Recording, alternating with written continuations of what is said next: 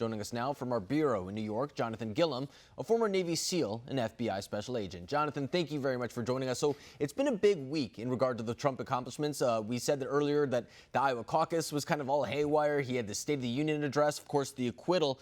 What do you think the big issues will be moving forward now into 2020? So, here's interesting, and I don't know if anybody else has given this take, but I think whatever this president is faced with in 2020 is going to be the same as what he was faced with over the past 3 years. It's not going to be anything that he can't handle. I don't know if people realize this, but the multitude of things that have been thrown at him is more of a well-rounded test than I can remember really since 9/11 for a president. And we've had the whole gamut, whether it be national security issues, economic issues, and he's come out on top, promising things, following through on those promises, showing that he has a structure in the way that he thinks and does these things. So as far as being president goes, I don't think that 2020 is going to be anything that takes this president down.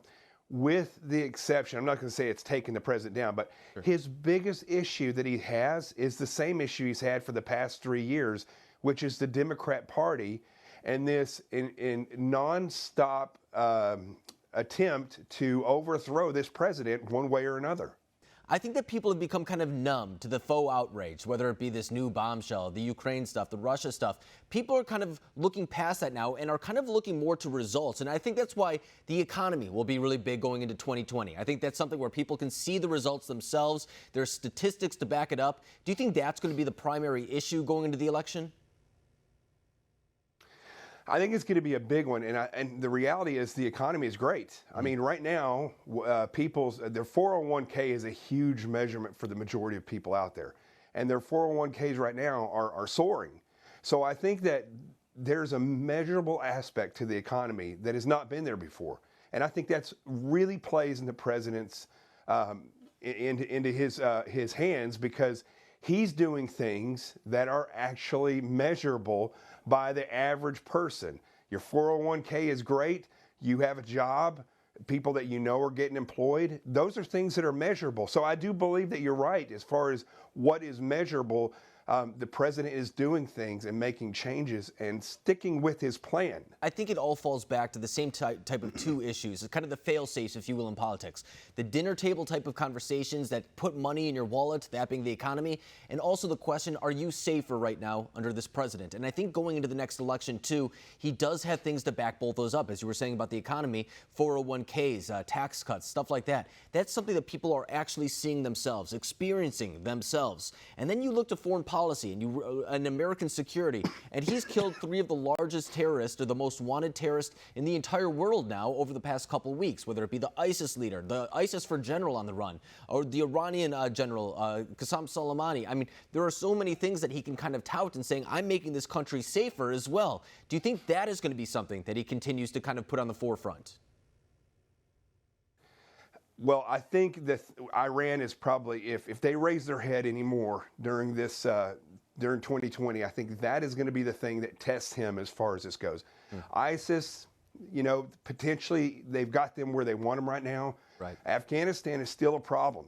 So yes, I do think that the potential for terrorism is always there. Afghanistan could always be a problem. I think we should be out of there myself. And Iran could raise their head. But I think the president's going to handle these things. He's shown that he's not afraid to kill the bad guy, which for some reason has been something that the Democrat Party and many people in Washington, D.C. are very scared of for some reason, especially when it comes to Iran. And I think something that he's made very clear over the past couple of days, if not the past couple of weeks now, is kind of reaching that middle voter, kind of differentiating the idea between what his economy is and kind of what the socialistic policies that are being put forth by some front runners right now in the Democratic Party. So do you think that is going to be something, too, that is going to be a major issue as well, that a lot of these independent or kind of more moderate voters just aren't ready to make the leap to a more socialistic type of politician? Yes, and I hope that they never are, because we're not a socialist country. We're a republic. Our Constitution was never founded or was not written in a way to support socialism. In fact, there are laws in the book that actually outlaw socialism and communism. And people need to stop making the mistake of mistaking social programs with socialism. It's totally different. Whether or not we have our roads fixed have nothing to do with the change of government. Even healthcare in and of itself could probably be figured out eventually, but there's no reason to change the form of government that we have. And I think that you are absolutely right that the people in this country, I think when it comes right down to it and they see the historical reality of socialism, they don't want any part of it. And the young people that think that they don't understand true socialism, which is really pretty much the open door to communism and globalism, which will not work out for this country. And really quick before I let you go, too, the Democratic debates are tonight, the 8th one in New Hampshire. Who do you think is going to be the one who eventually faces off against President Trump in 2020?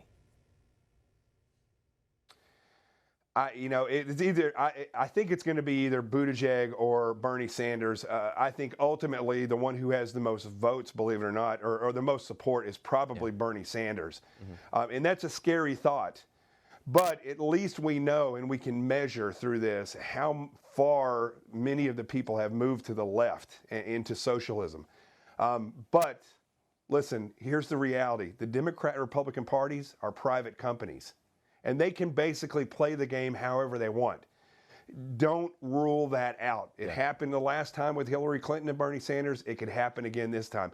If the Democrat establishment doesn't want Bernie is not going to be in there. Right. I mean, we already saw in Iowa, for example, that Bernie Sanders won the popular vote, but it's Pete Buttigieg who's coming out with the most delegates. So it's going to kind of see if we have another 2016 repeat regarding that. But Jonathan Gilliam, thank you very much for joining us tonight.